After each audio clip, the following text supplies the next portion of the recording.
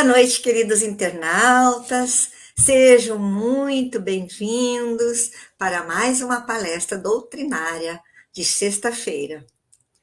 Convidamos aos amigos que visitem nossas redes sociais, Facebook, site e Instagram, SEAC Poa, onde estão disponibilizados os horários de todas as nossas atividades da SEAC. Também é possível assistir nossas palestras gravadas pelo YouTube. E para quem gosta de ouvir palestras enquanto viaja, disponibilizamos também pelo Spotify. Agora, vamos acalmar nossas mentes para termos o máximo aproveitamento desse encontro e vamos ouvir uma página evangélica do Evangelho segundo o Espiritismo. Escolhemos capítulo 11, amar o próximo como a si mesmo. Vamos ler um pequeno trecho da mensagem do Espírito Lázaro, ditada em 1862 em Paris, A Lei do Amor. O amor resume a doutrina de Jesus inteira, visto que esse é o sentimento por excelência. E os sentimentos são os instintos elevados à altura do progresso feito. Em sua origem, o homem só tem instintos. Quanto mais avançado e corrompido, só tem sensações. Quando instruído e depurado, tem sentimentos. E o ponto delicado do sentimento é o amor.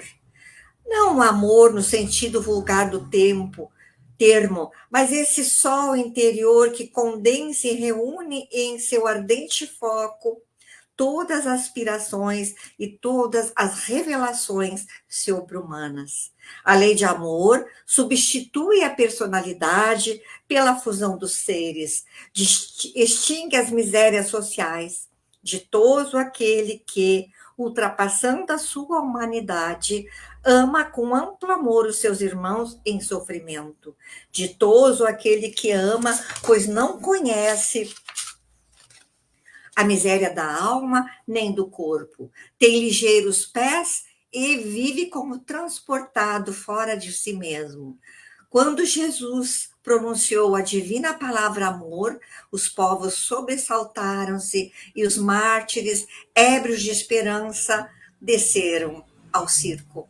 O Espiritismo, a seu turno, veio pronunciar uma segunda palavra do alfabeto divino. Estai atentos, pois que essa palavra ergue a lápide dos túmulos vazios e a reencarnação, triunfando da morte, revela às criaturas deslumbradas o seu patrimônio intelectual. Já não é o suplício que ela conduz, o homem, condulo à conquista do seu ser elevado e transfigurado. O sangue resgatou o espírito, e o espírito tem hoje que resgatar a matéria e o homem.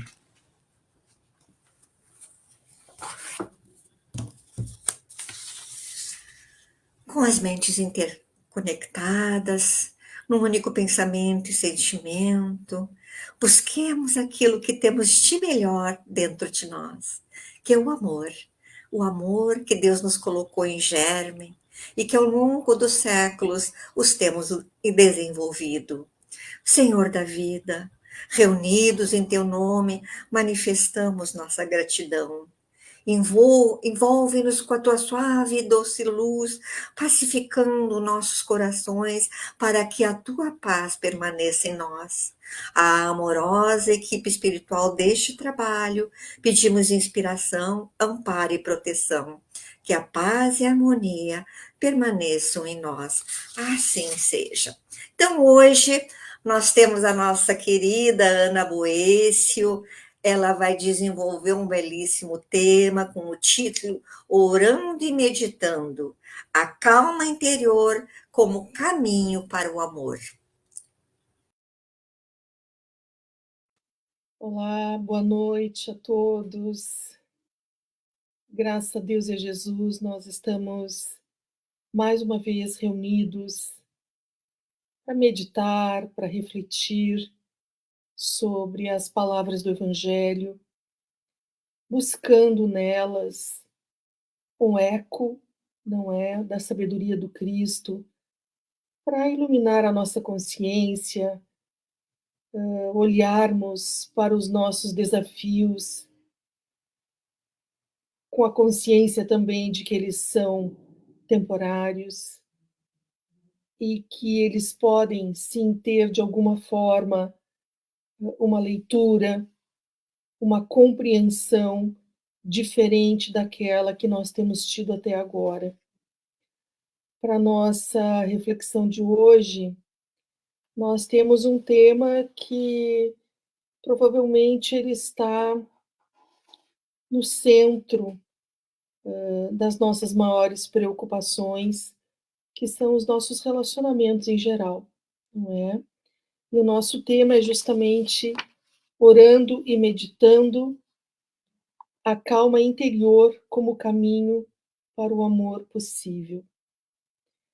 É um tema que, para muitos de nós, com certeza, é altamente desafiador. Na verdade, é uma grande questão para nós, porque acredito que todos vão concordar, ou muitos irão concordar, que a nossa infelicidade e as nossas confusões internas, elas existem sempre em relação aos outros, não é?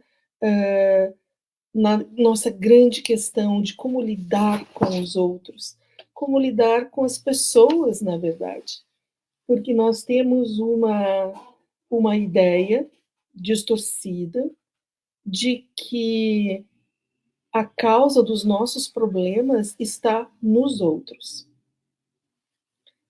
Então, o nosso desafio, talvez o maior de todos, seja justamente nós conseguirmos inverter essa ótica, inverter essa lente, e ao invés de ver o outro como um problema, nós enxergarmos essa relação, e seja ela qual for, porque pode ser nos relacionamentos de casamento, um simples namoro, uma tentativa de namoro, entre amigos, entre irmãos, entre pais e filhos. Às vezes, no nosso ambiente de trabalho, nós temos situações bastante desafiadoras, e não é no trabalho em si, mas nas relações com os nossos colegas. E por que tudo isso acontece?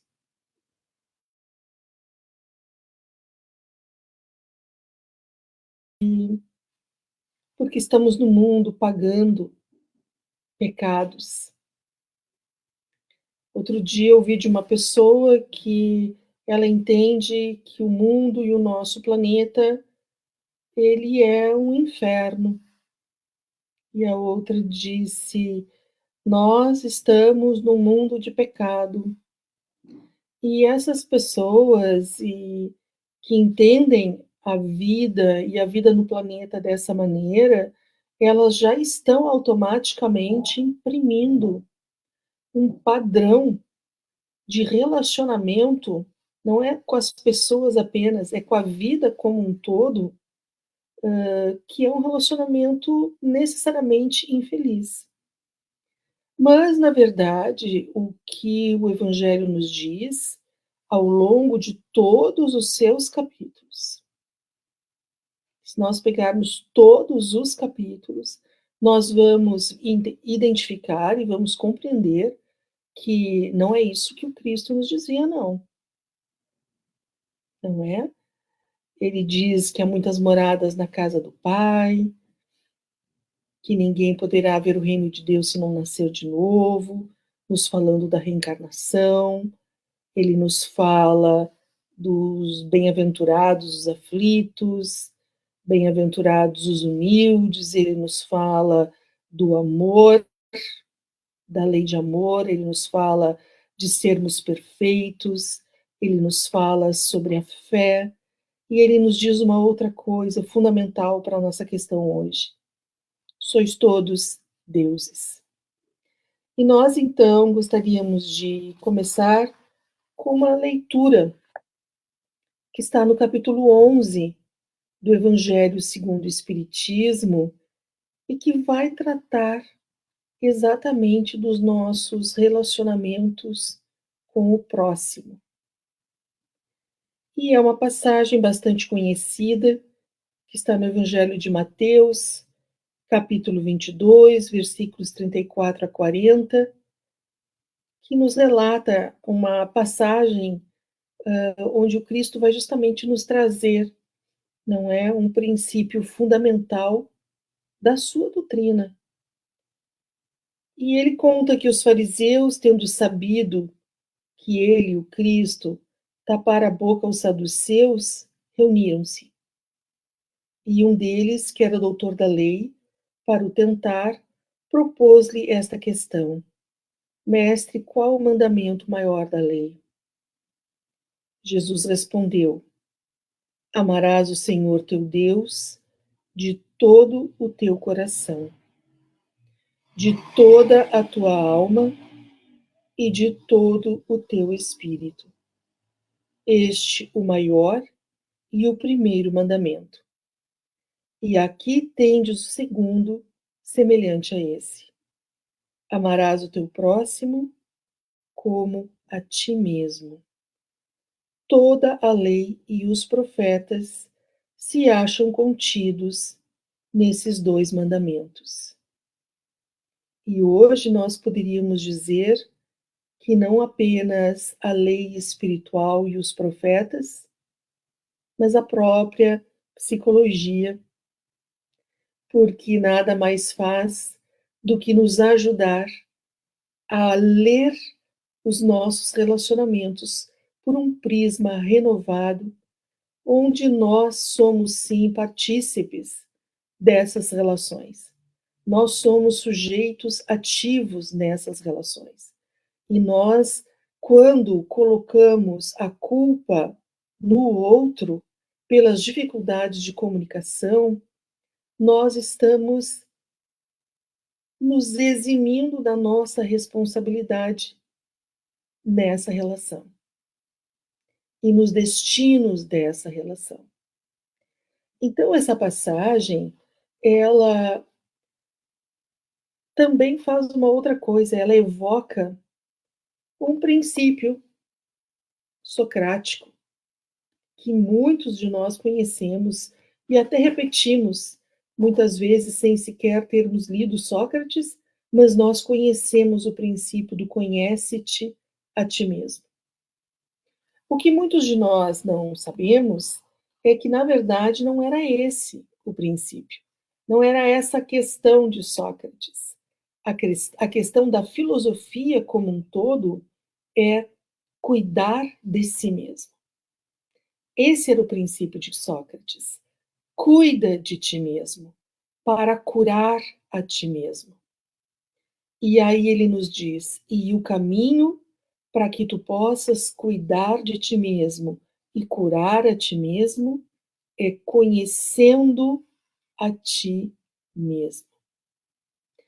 E aí alguns podem se perguntar, mas o que isso tem a ver com o tema da noite de hoje? Aliás, o próprio tema pode ter causado algum estranhamento, que é orar e meditar, não é? E como um caminho para o amor possível. É um caminho, é um caminho, e é um caminho, de certa forma, longo, mas não difícil de nós compreendermos. No outro dia, numa outra fala, nós trouxemos, não é, o pensamento de um filósofo francês, Luc Ferry. Peço desculpas se eu estou me repetindo, mas onde ele traz a importância do Cristo num ponto de vista filosófico, não religioso. E ele diz: o Cristo, ele inova de muitas formas. A sua presença no mundo representa uma inovação em muitos aspectos. Primeiro, é a ideia de pessoa humana, de condição humana. E o mais importante, pensamento do amor, o conceito de amor que o Cristo nos traz, segundo esse filósofo, é uma inovação no nosso planeta. Ele é o que vem inaugurar a palavra amor no nosso planeta. Isso porque é importante lembrar? Porque isso revela que nós ainda somos imaturos, somos ainda muito jovens no que tange a experiência do amor. E aí então vem aquela pergunta: se nós somos tão jovens, como é que o Cristo nos diz que somos todos deuses? Porque se somos todos deuses, nós temos um potencial infinito. Temos. Nós temos um potencial infinito, nós temos dentro de cada um de nós, de cada indivíduo, um poço de sabedoria e amor. Só que esse poço é um tesouro profundo, que está encoberto pela nossa ignorância espiritual. E essa ignorância, ela é marcada, em primeiro lugar, pelo medo. Nós temos muito medo. Nós todos ansiamos profundamente pelo amor, pelo encontro de amor. E não é só em relacionamentos íntimos, porque o amor representa a nossa conexão com a vida. Todos nós ansiamos por essa conexão profunda e verdadeira, porque nós estamos mergulhados na vida. E a vida, enquanto campo energético absoluto, é amor. Então, em tese, estamos mergulhados em amor. Por que então tantas dificuldades de comunicação? Porque os problemas de relacionamento sempre são problemas de comunicação. Sempre são visões e crenças que nós carregamos, não é o outro apenas. Nós, cada um de nós carrega com relação à vida e ao outro. E esses problemas, eles estão ligados justamente aos medos, às culpas que carregamos no íntimo da nossa alma, a maioria delas inconscientes, estão ligados às nossas raivas, que também são secretas e muitas vezes inconscientes, mas acima de tudo, há um sentimento muitas vezes de não merecimento, porque não conseguimos ter a consciência, porque não é o entendimento mental, é a consciência no nível do coração de que sim, somos todos deuses, porque estamos mergulhados na divindade que é amor. A partir daí, esse poço de sabedoria e amor começa a ser bloqueado, para de fluir livremente como deveria fluir na nossa vida.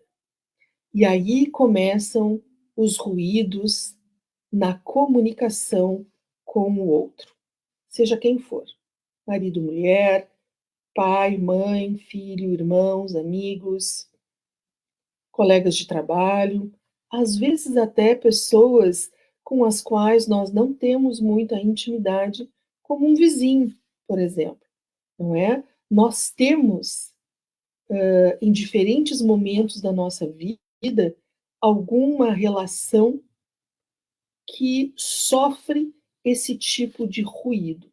Esses ruídos bloqueiam o fluxo do amor na nossa vida.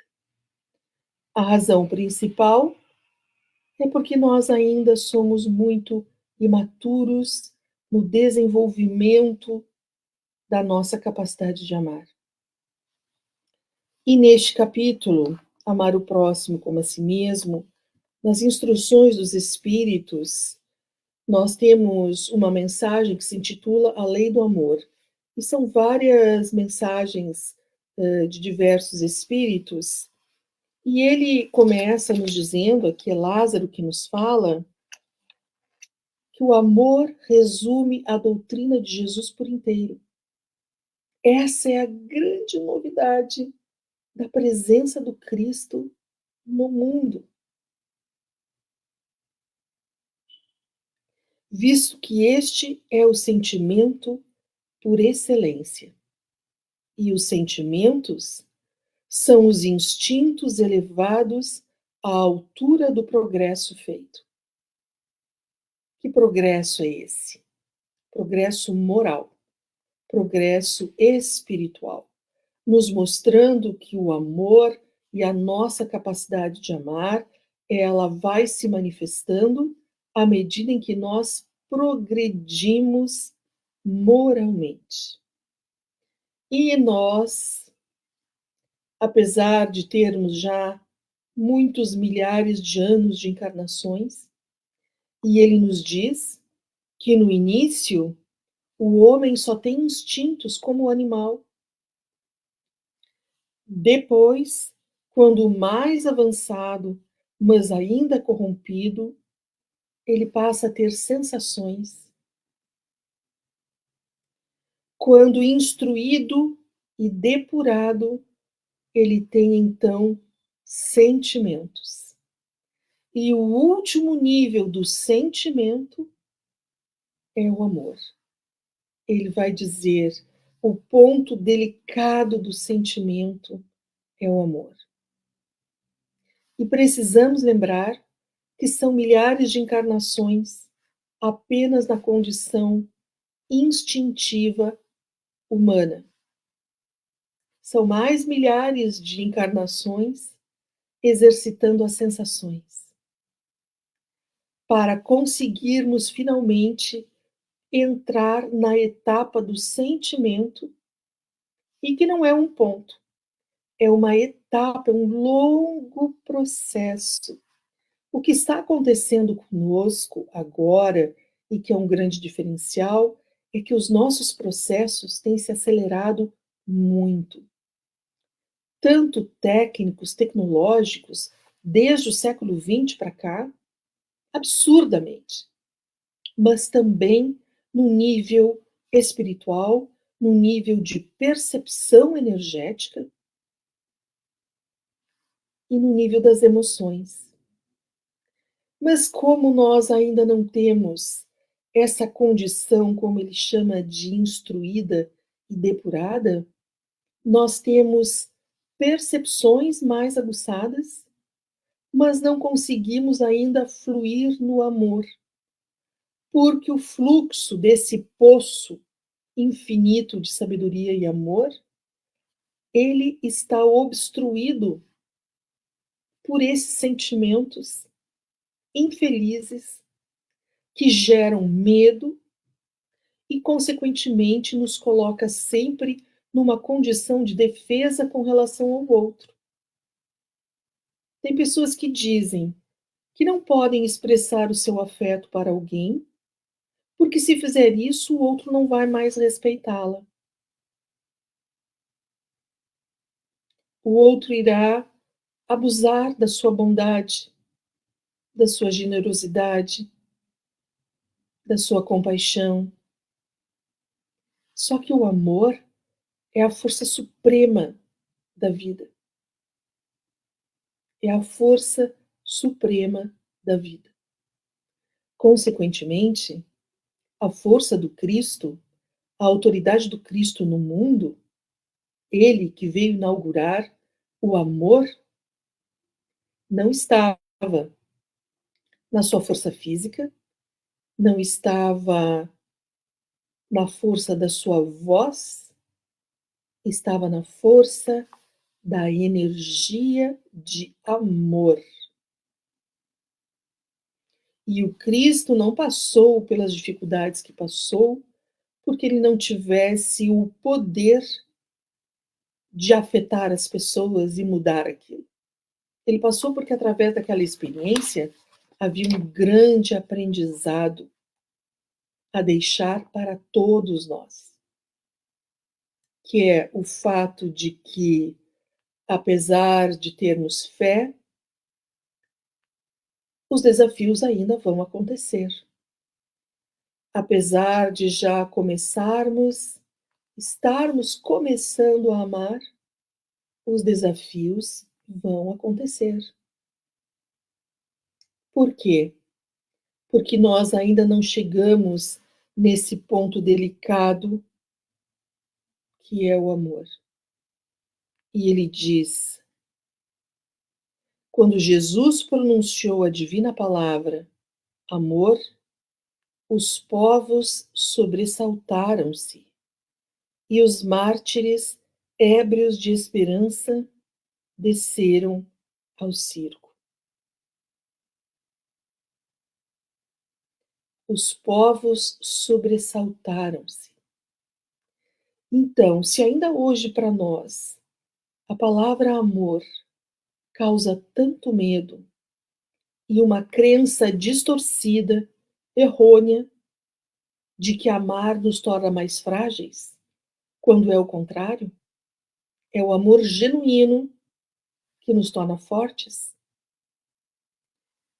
O que nos enfraquece são as nossas distorções, as nossas máscaras, quando nós fingimos que amamos, porque nós estamos, na verdade, numa condição de carência e sentimos que o outro tem a tarefa de suprir as nossas carências emocionais, quando na verdade isso é uma tarefa nossa, se somos adultos, aí nós não estamos no amor.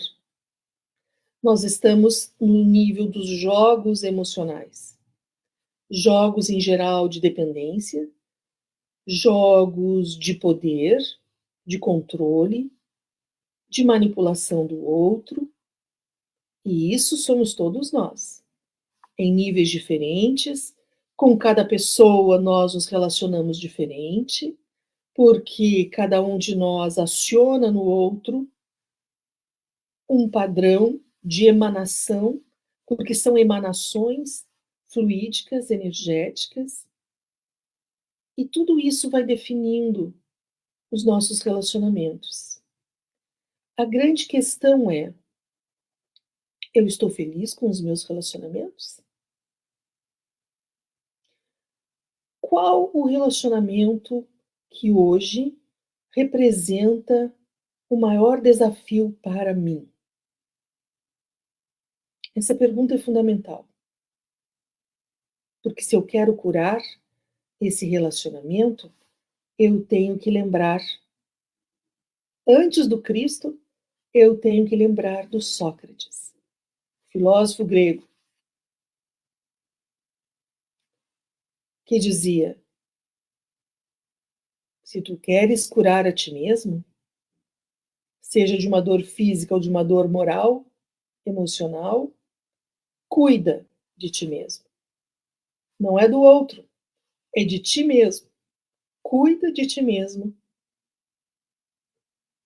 E o caminho para isso é conhecendo a si mesmo.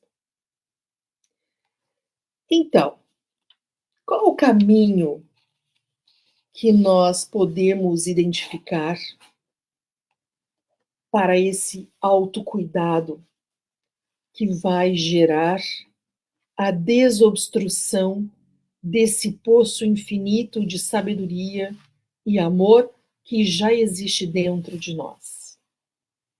Não apenas a doutrina espírita, mas o cristianismo como um todo, ele tem a oração, a meditação como uma das ferramentas, não é? Além do estudo dos textos.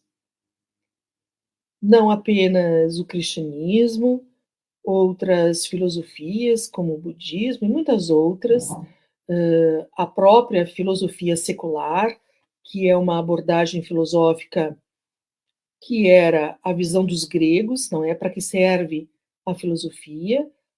A filosofia, na visão dos gregos, servia para ajudar o homem a enfrentar os seus grandes desafios, que é a dor do nascimento, da morte, do envelhecimento e da doença.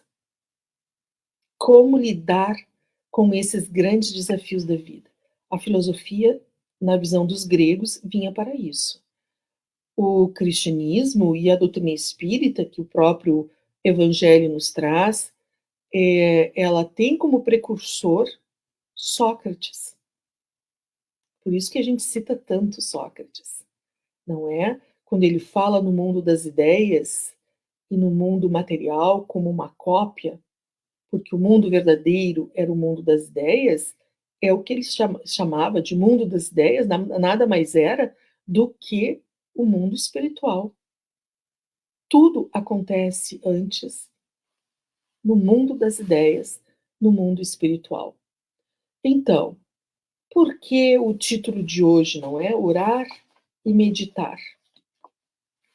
Porque uma das razões de o nosso poço interior de sabedoria e amor estar obstruído é pelos ruídos.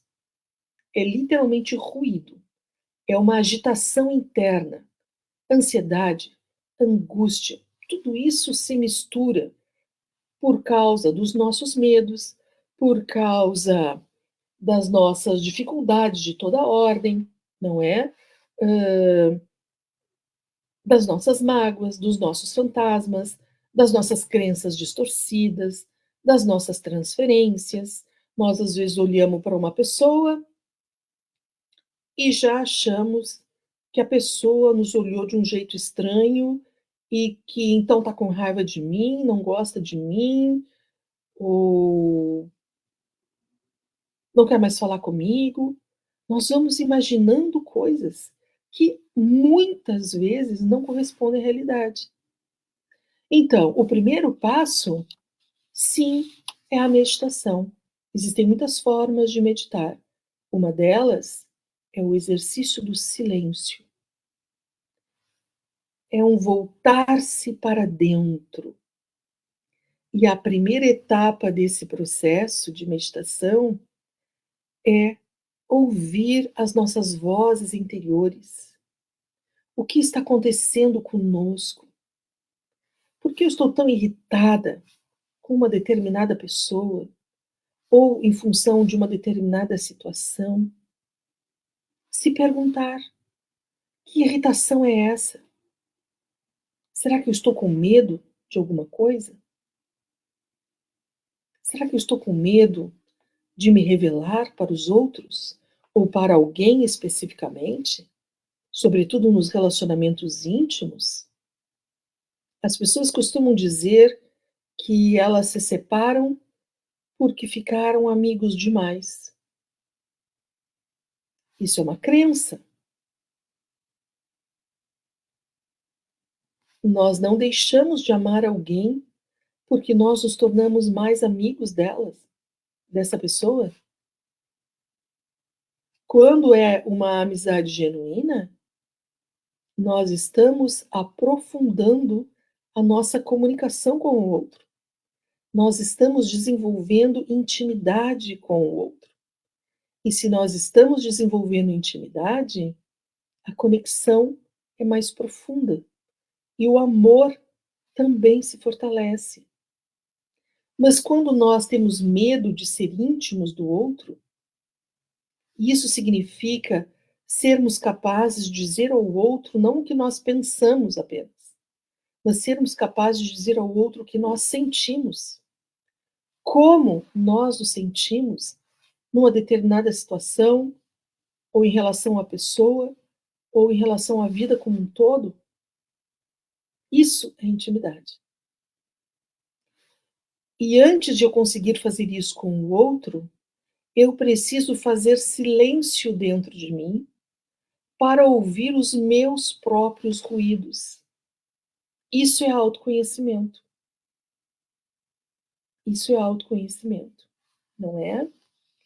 Então, uma vez que eu tenha identificado qual é o ruído dentro de mim que está se manifestando fora na minha comunicação com o outro, uma vez que eu identifique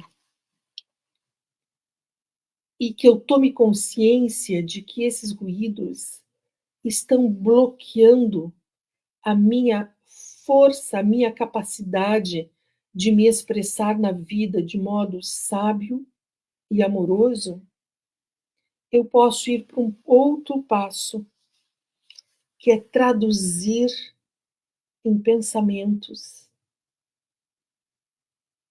Que ruído é esse? O significado desse ruído. Muitas vezes, nós temos uma crença inconsciente de que no nosso interior, lá no fundo, nós somos terríveis. Nós somos horrorosos. Nós somos demoníacos.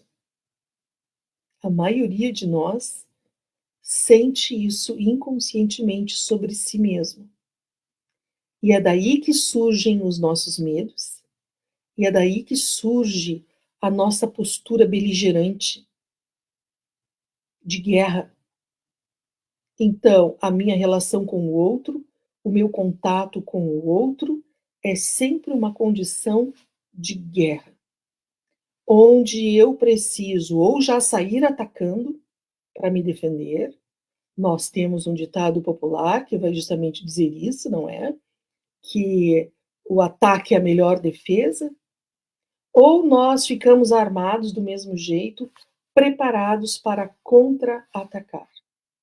Quando nós estamos nesse estado emocional, nós estamos mergulhados em ruídos, distorções, crenças doentes que não procedem, não são verdadeiras.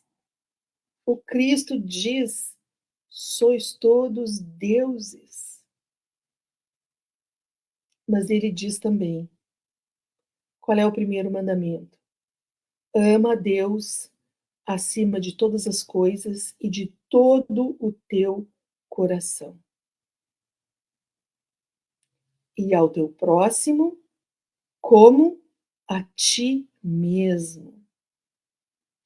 Por isso que a oração, que não é um exercício de súplica, é um exercício de conexão. E para nós fazermos isso, nós precisamos acreditar que somos merecedores, que somos parte desse universo de amor, porque nós estamos mergulhados nele. Tem uma outra passagem no livro Pão Nosso, que traz uma passagem da vida de João, e que Emmanuel, se não me engano, ele intitula mesmo, não é? Não tem visto a Deus, tá? Ou seja, aquele sujeito que não consegue ainda expressar amor na vida, em tudo, é no trabalho, cuidando da própria casa, cuidando de si mesmo. Isso já é um sinal. Como é que nós cuidamos de nós mesmos? Nós, em geral, não cuidamos de nós mesmos com muito amor, se nós observarmos. Nós comemos errado, nós temos hábitos que afetam a nossa saúde negativamente, e uma série de coisas. Essa nossa produção mental de medo, de preocupação, de raiva, de mágoa, de prepotência, de orgulho. Não aceitamos que as coisas sejam diferentes, tem que ser do jeito que nós queremos, senão já gera em nós essa revolução interna. Tudo isso nos adoece, não apenas mental, mas em todos os nossos corpos, desde o mais sutil, no nosso nível bem espiritual, no nosso perispírito, no nosso corpo mental, no nosso corpo emocional, no nosso corpo físico. Então, para amar o outro, à medida que eu amo o outro, é à medida que eu amo a mim mesma. Um caminho para eu aprender a me amar um pouco mais, tá lá no Sócrates de novo. É cuidar de mim no exercício de me conhecer. Então, a meditação que nós estamos falando aqui é esse momento de introspecção, onde nós fazemos silêncio, silêncio na alma, e nós vamos olhar para dentro de nós e ver o que está acontecendo. Por que estamos tão agitados? Por que estamos tão ansiosos? Por que estamos tão bloqueados? Porque às vezes essa agitação, ela ganha uma aparência de gelo.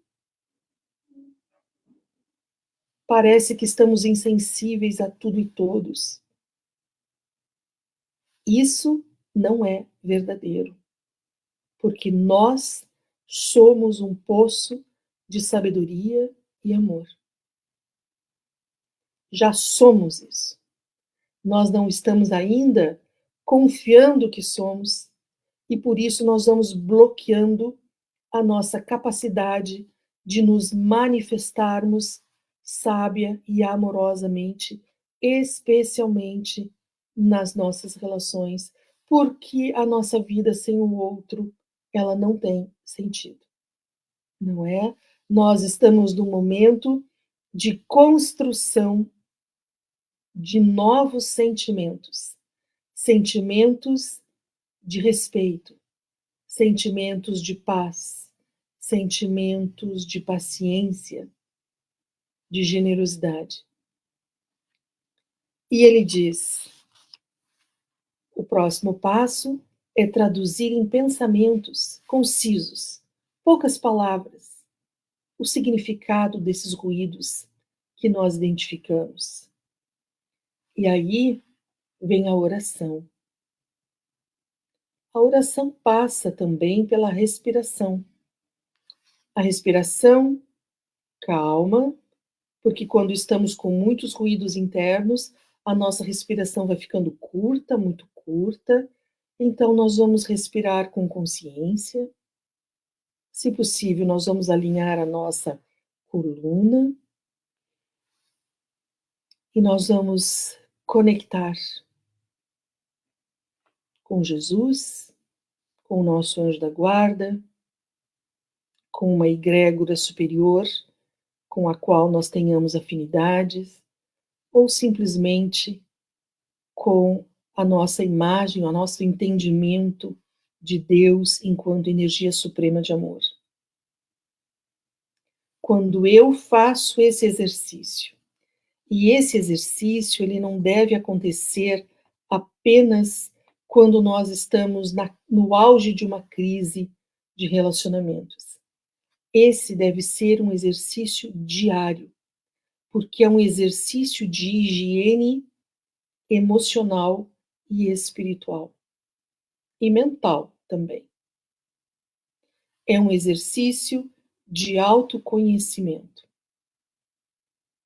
E através da meditação e da oração, nós vamos perceber uma consequência imediata: a calma. E quando nós acalmamos as nossas emoções, nós limpamos os ruídos que estão bloqueando a sabedoria e o amor, porque sabedoria e amor andam juntos. A sabedoria, ela é uma expressão da nossa calma. Ela não existe sem a calma, porque é ela que faz com que, antes de eu entrar em processos reativos de defesa ou de ataque, eu olhe para a situação, eu olhe para o outro, eu ouça com clareza, com neutralidade, o que o outro está me dizendo. Só isso já reduz barbaramente os ruídos de comunicação. E aí, como a sabedoria fluiu, o amor vai fluir.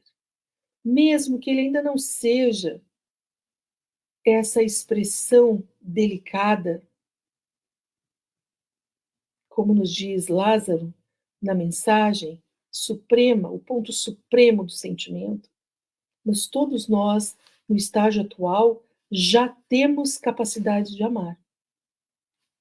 Não é o tempo todo, não é todo mundo, mas nós já temos esses momentos. E quando eu consigo acessar a calma, eu acesso a sabedoria para ler a vida de uma forma neutra, e com isso eu acesso a compaixão, que é uma das primeiras etapas do amor. E ela permite com que eu me conecte com o outro. Então ele deixa de ser meu inimigo. E nos casamentos, sobretudo, é assim que nós nos relacionamos, atacando e contra-atacando. E uma das formas de atacar é o gelo, é o congelamento, é a frieza. Nós bloqueamos a nossa capacidade de sentir como uma forma de nos defender. Só que isso gera mais dor, isso gera mais sofrimento, e isso gera uma dor suprema para todos nós, que é o isolamento. O Evangelho é o campo do amor, porque nós estamos falando do Evangelho do Cristo, aquele que veio inaugurar a palavra amor no nosso planeta. E nós estamos aqui como seus seguidores. E ele sabe que não somos perfeitos. Jamais nos é cobrado perfeição. Jamais. Tanto que ele diz no capítulo 6: Vinde a mim, todos vós que estáis aflitos e sobrecarregados, que eu vos aliviarei. Bem-aventurados os misericordiosos. O Evangelho é amor. Então, todas as vezes que a gente for fazer essa investigação, e muitos de nós temos medo de fazer isso, porque acreditamos que nós vamos encontrar lá dentro de nós mesmos um ser infernal, pecaminoso, não merecedor de perdão. Mas não é isso. O que os Espíritos nos dizem e o que o Evangelho nos diz é que lá no fundo o que nós vamos encontrar é o nosso eu superior, a nossa condição divina, a nossa condição crística. Então, o caminho para o amor possível, tá?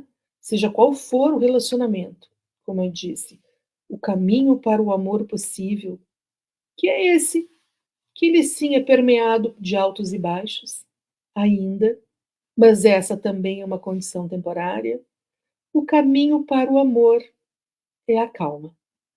E a calma se manifesta quando nós decidimos dedicar um tempo de cuidado para nós mesmos. Silêncio. Ficar com nós mesmos e sentir, porque nesse silêncio nós vamos sentir uma barulheira imensa. E é uma barulheira, não é uma sinfonia, é uma barulheira, é ruídos, uma quantidade imensa de ruídos desconexos, desculpa, desses sentimentos todos. E eu preciso olhar para isso. E quando eu olho, eu identifico. Eu estou com raiva, eu estou com medo, eu estou frustrada. E eu não julgo esse sentimento. Eu apenas reconheço. eu identifico e eu traduzo esse sentimento. O que ele significa de verdade? Por que eu estou com tanta raiva? O que essa raiva significa? Será que eu estou muito doído? Pode ser isso.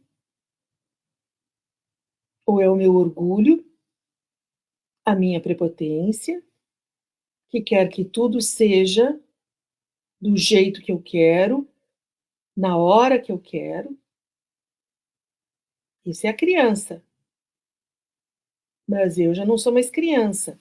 Então eu posso olhar para essa necessidade infantil e modulá-la. E depois que eu traduzo, aí eu posso orar. Eu vou chegar na calma, e na calma eu vou poder ler a vida, eu vou poder ler o outro com a neutralidade necessária para que a comunicação, que é uma via de mão dupla, possa se fortalecer. Porque através da comunicação nós estamos desenvolvendo os nossos laços de compaixão. E através da compaixão, nós vamos, pouco a pouco, acessando o nosso amor. Então, apenas para concluir, nós temos aqui no Pão Nosso, o capítulo 141, que fala sobre o amor fraternal.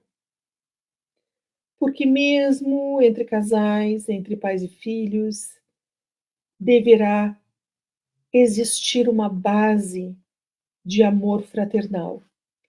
E Emmanuel transcreve as palavras de Paulo, que está em Hebreus, quando ele diz: permaneça o amor fraternal.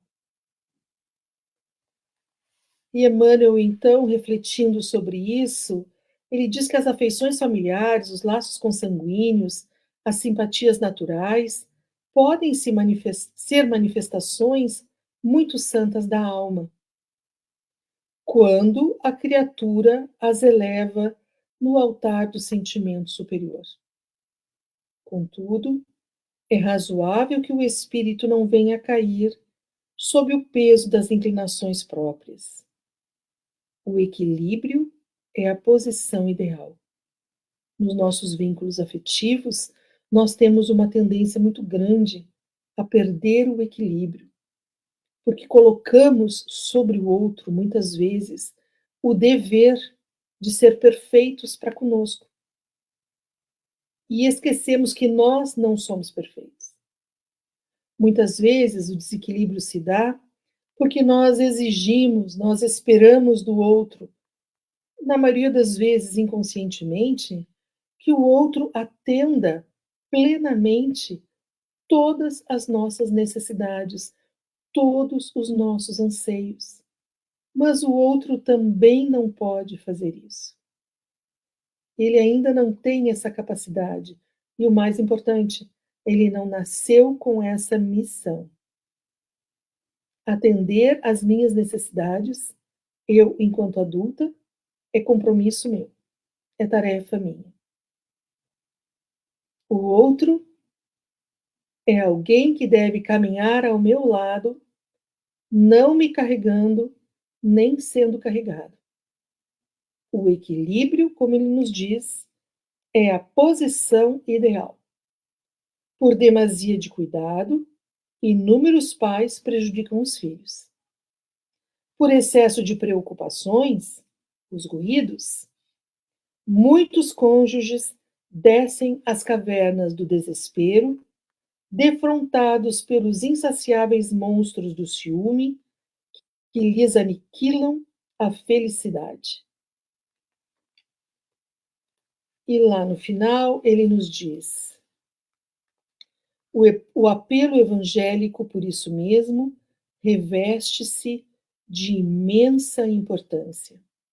A fraternidade pura que a calma, é o equilíbrio, é o mais sublime dos sistemas de relações entre as almas.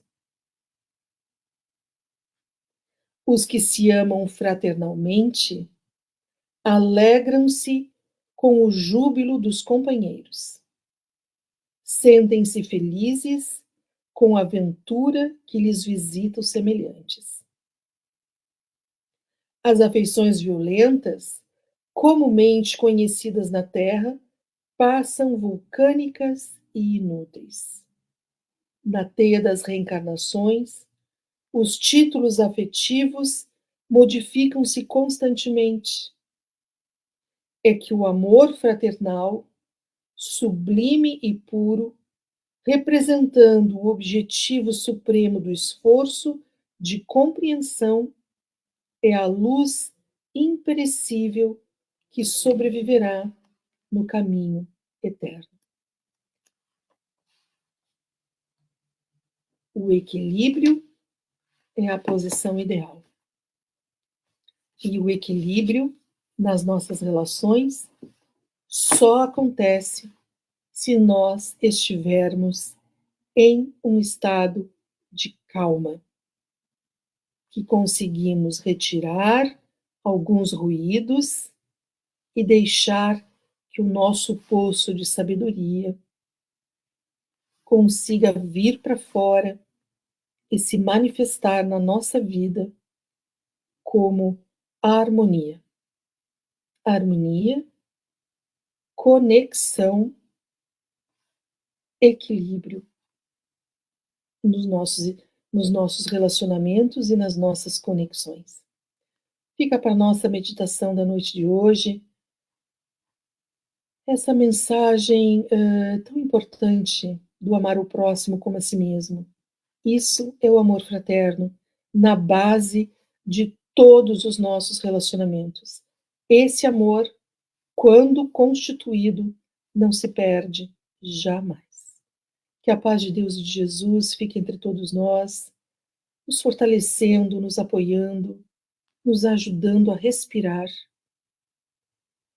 e sentir o que está acontecendo dentro de nós num primeiro momento.